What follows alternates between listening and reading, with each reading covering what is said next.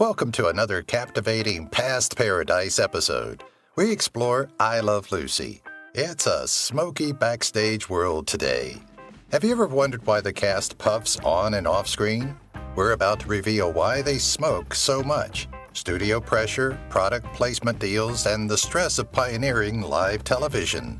From Lucille Ball's nicotine addiction, exacerbated by the show's rigorous filming schedule, to Desi Arnaz's struggles to balance starring and producing the show, the truth is more intriguing than any sitcom plot. The show's secret financial contracts with cigarette companies and how they affected the cast will surprise you. Did you know that producers desperately tried to hide the health risks of constant smoking? Prepare for a journey through television history that reveals the untold stories that producers didn't want you to know, revealing the sacrifices and struggles behind a generation's laughter. Larry Lopez? When the show was being assembled, Desi Arnaz's original name was Larry Lopez, only because the producers felt that Larry and Lucy were terrible alliterations, did the name change to Ricky Ricardo. William Frawley and Vivian Vance were not friends in real life. The age difference between real-life Fred and Ethel actors, William Frawley and Vivian Vance, was over 2 decades, and it got to the way they got along on set. It was said that they were incompatible and would frequently refer to one another with insults. Years after the show's cancellation, their co-stars only became aware of the daily tension they were subjected to. Lucille Ball's natural hair. Lucille Ball's famous red hair did not exist until 1942. Her hair was dyed for the film Dewberry Was a Lady. It was brown by nature. When she first moved to Hollywood, she dyed it blonde. Her bright red hair would define her, but it was a carefully manicured look. Each show was filmed in front of 300 audience members. 300 people watched the show live while it was being filmed. From the first to the last shoot, everything was completed. It was astounding how many one-take scenes there were. Subsequently, Desi Arnaz asserted that Lucille Ball performs best when real people are present. The theme song's lyrics can be heard in one episode. The only episode where this occurs is Lucy's Last Birthday, where you can hear the theme song's lyrics. I love Lucy and she loves me, the lyrics say. As happy as two can be, we are. We fight occasionally, but we also enjoy getting back together. Nobody can kiss like Lucy does. I am her man, and she is my missus. You see, life is like heaven, because Lucy loves me, and I love Lucy. That's why. Desi Arnaz had an incredible memory. When it comes to being ready for each scene, Desi Arnaz is undoubtedly the greatest in the business. After just one script reading, his fantastic memory enabled him to read and commit to memory every single one of his lines. With very little preparation, the show staff claimed he had always kept his lines up. Lucille Ball almost died in front of the crew and audience. Do you recall the well-known scene where Lucy stomped grapes? It turns out Ball was choking on the grape while still recording. The crew realized she was choking once the cameras were turned off and arrived to assist. The scene can be found in the episode Lucy's Italian Movie, if you want to see it. Lucille Ball dominated TV Guide. TV Guide's original cover starred Lucille Ball. She would have more. She would actually go on to appear on 39 covers during her career, the most appearances by any celebrity on TV Guide. She is most definitely worthy of this honor because she transformed TV sitcoms. Thanks to the intense hype, the show accomplished something that no other series had ever done. The Vita Vegamin liquid was apple pectin. Probably the most watched scene in TV history and one of the most well-liked ones in the series. Lucille Ball was downing a lot of apple pectin. At the same time, she pretended to get increasingly inebriated by the particular product. Years passed before Lucille Ball acknowledged that the scene she disliked filming was a hilarious moment on the show. Who were the real Fred and Ethel Mertz? The Ricardos' closest friends and neighbors were named after Lucille Ball. Ethel was named after Broadway actress and friend Ethel Merman, while Fred was descended from the star's brother, who was named after their grandfather. It so happened that years before, Vivian Vance, who portrayed Ethel on the show, was Merman's understudy. William Frawley couldn't memorize his lines. Although Frawley's performance as Fred Mertz in I Love Lucy will go down in TV comedy history, it is said that he struggled with line memorization. He was rumored to rip pages out of the script and complain about having too many lines in each episode because he was so frustrated with his lines. An ever-growing legacy. In 1957, I Love Lucy concluded, maintaining its top spot. Since then, the series has only gained more traction in popular culture. Over 40 million Americans watched the show's episodes annually in syndication, where it is currently aired worldwide. Additionally, merchandise featuring Lucy's well-known red locks is still in demand. Mom's ad-libs. Every time Lucy finds herself in a crazy situation, an off-camera voice says, "Uh-oh." That woman is Lucille Ball's birth mother because she was there for every photo shoot. Glenn Glenn, the show's sound producer, even utilized the "uh-oh" for different programs. Pay decrease. Ball and Arnaz gave up some of their pay to enable the production team to film the show on the priciest and therefore best kind of film possible. I Love Lucy dominated American life. It was so popular during the show's first season that parts of American life would stop while it aired. For the half-hour program, there would be a sharp decline in the use of phones and water, and department stores would even have to close early owing to a lack of patronage. Lucille Ball and Desi Arnaz owned the show. Desi Arnaz and Lucille Ball insisted that the show be shot in Hollywood rather than New York City and a pricey 35mm format. The couple resolved their differences, despite CBS's lack of conviction, by obtaining show ownership. They made about $40 million, or much more, from this move, which they put into Desilu Productions. To what extent? In the current economy, try $256 million. Dreaming of a friend. At first, Lucille Ball was reluctant to transition from film to television. In a dream that she later had, Carol Lombard, a deceased friend and comedic actress, persuaded Ball to take a chance on the TV job. In the dream, Ball pays attention to her friend. Clearly, it is a wise decision. Only Lucy could make fun of Desi's accent. The audience generally remained silent when someone other than Lucy made fun of Desi Arnaz's accent on the show, despite his accent garnering a lot of attention. There was an unspoken rule on the show that the only person who could make fun of Desi's pronunciation was Lucille Ball. The Foreign Man. Lucille Ball instantly consented to the CBS executive's request to adapt her well-liked radio program, My Favorite Husband, into a television program, as long as her demands were satisfied. Desi Arnaz, her real-life spouse, was required to play her on-screen spouse. According to executives, the typical American would never think she was married to a foreign man whose accent they couldn't understand. Lucy and Desi had been married for over 10 years at that point. Clutch contract clauses. Because of his intense passion for baseball, especially the New York Yankees, William Frawley had a contract that allowed him to miss work if the team participated in a World Series. It was fortunate for Frawley to include the clause since the Yankees won the World Series in all but one of the program's seasons. The evolving relationship of Lucy and Ethel. Though their friendship did not begin that way, Lucille Ball and Vivian Vance became close friends.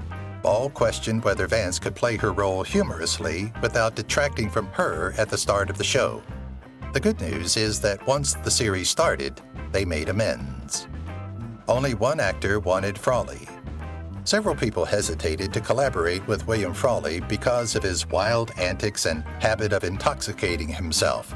However, Desi Arnaz knew that Frawley was the ideal choice for the role. One thing, though, he did give him: always arrive on time. Frawley was never on the show at any point. Who was never nominated for an Emmy? Despite receiving high praise for their performances, all four main actors, Desi Arnaz included, were not nominated for an Emmy. William Frawley was nominated 5 times but was never successful. Vivian Vance and Lucille Ball both won for their respective roles, but Lucy took home 4 wins out of her 13 nominations, leaving Vance far behind. Changing phone numbers.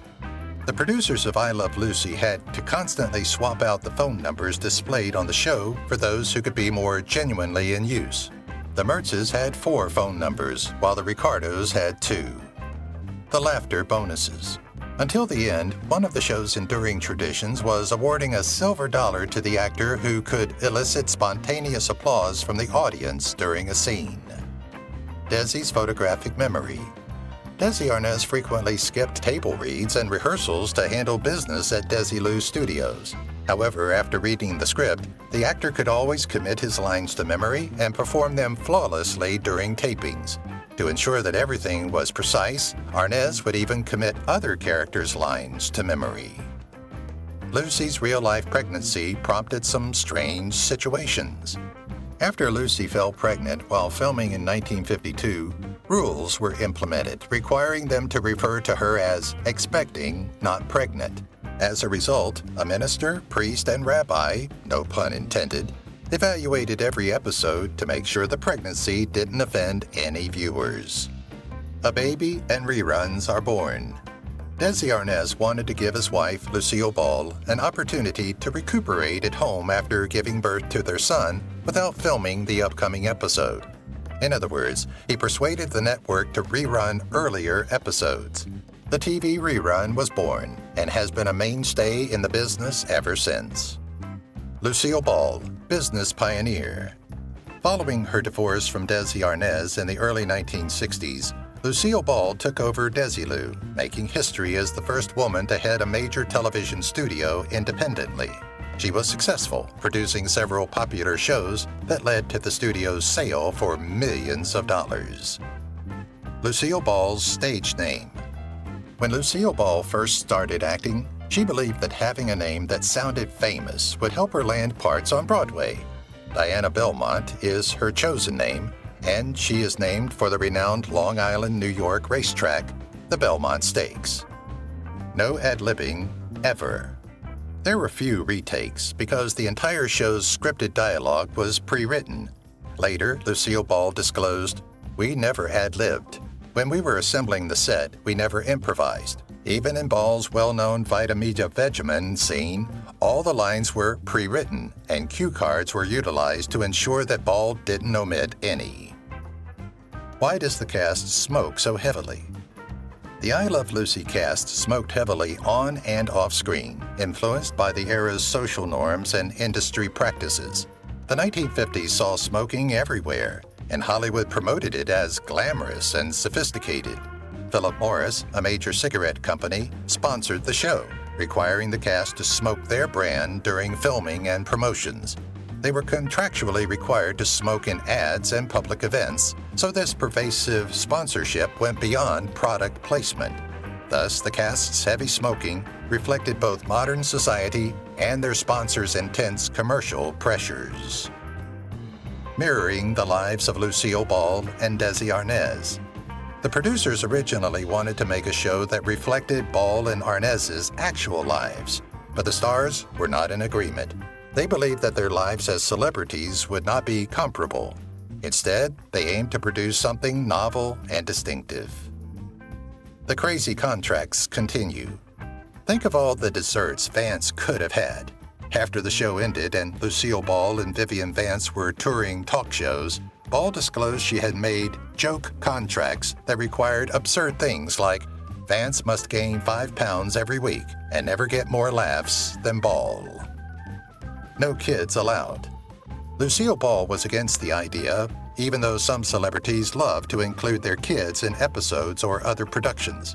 Because of this, Desi Jr. and Lucy, her children, were never featured prominently on I Love Lucy, though Desi Jr. did appear in the series finale. The kids didn't feel bad about not playing a more significant role in the show years later. What do you think about parents? Living a normal life. Ball frequently led a typical life when they weren't filming or managing the production studio. She liked to paint, go swimming, and work in the garden. Their portrayal of the every guy in the show appeared to have carried over into real life. There's real magic in the world. Famous actor George Reeves played the title role in the episode Superman. but Ball wanted him to be listed only as Superman in the credits to maintain the illusion for younger viewers. Reeves concurred. Absent Mertzes.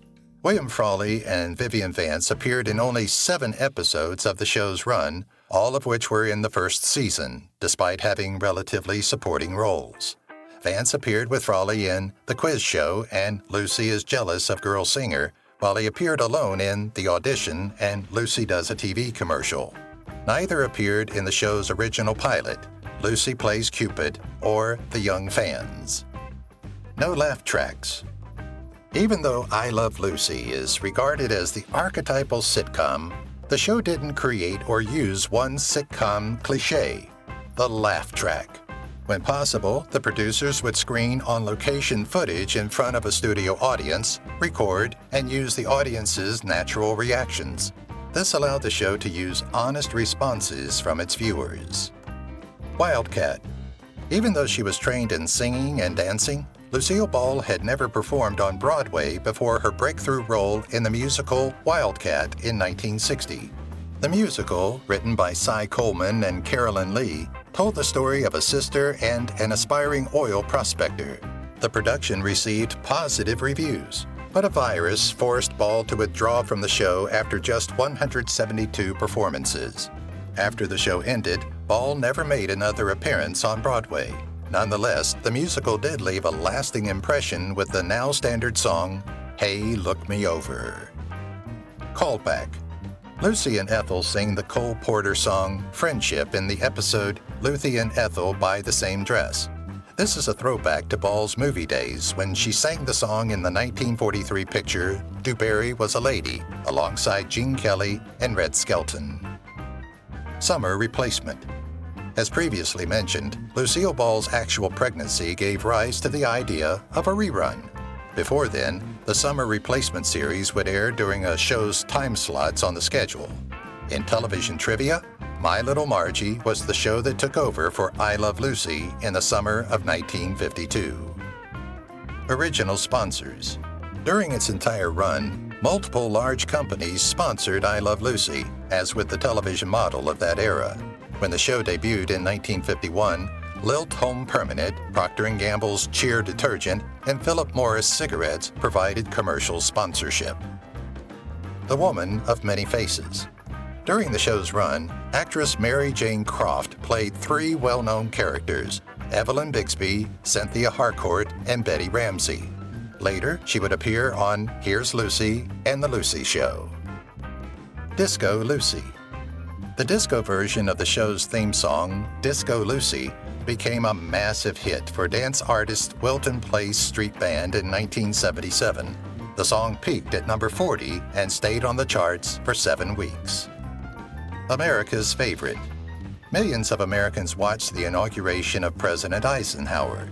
However, more people watched Lucy give birth to little Ricky in the Lucy Goes to the Hospital episode than they did the inauguration. America's favorite television personality is Lucille Ball. Lucy saved Star Trek. Apart from her contributions to her numerous TV shows, Lucille Ball also played a crucial role in preserving another renowned establishment in the medium, Star Trek, which her Desilu Studios created. It was evident that the Star Trek pilot would be costly to film, but Ball, who genuinely thought the series was about traveling USO performers, overruled her board of directors and got the pilot produced, Business Insider explained in a 2016 article. The Cage, the pilot, was a notorious failure. But in an unexpected turn of events, NBC ordered a second pilot, dubbed Where No Man Has Gone Before, which only kept Leonard Nimoy's Mr. Spock from the first pilot and evolved into the current program. Ball again defied her board of directors' wishes by agreeing to fund this reshoot. Universal Studios. The fact that Lucy Ricardo has been a fixture of Universal Studios Florida for so long proves how influential Lucille Ball and her character have remained in popular culture. From 1992 until 2015, the park housed Lucy, a tribute, a comprehensive museum honoring the actress and the role. Since its opening, the park has also included a walk-around character named Lucy. The statue. A statue of Lucille Ball was erected in Lucille Ball Memorial Park in her hometown of Celeron, New York in 2009. The sole issue? The statue wasn't the best interpretation, to put it mildly. Residents of the town even started referring to it as Scary Lucy. In 2016, the statue was replaced with a statue more like the real Ball, which became known as Lovely Lucy. Biopic. Being the Ricardos, a new biopic about Lucy and Desi will be released in 2021. Nicole Kidman and Javier Bardem played the film's title characters, and Aaron Sorkin wrote and directed it. This Amazon release boasts significant star power in front of and behind the camera. Legacy. One of the most beloved television programs of all time is still I Love Lucy. In the same way that the AV Club stated in 2012, The Honeymooners and I Love Lucy are the two classic works of American TV comedy. Since the show invented many innovations and normalized many others, it is arguably the most influential TV series ever. One could quickly write an appreciation of the show's accidental invention of the TV rerun. If you've watched the video till here, that means you've enjoyed the video. Subscribe. Don't forget to turn on the notifications bell icon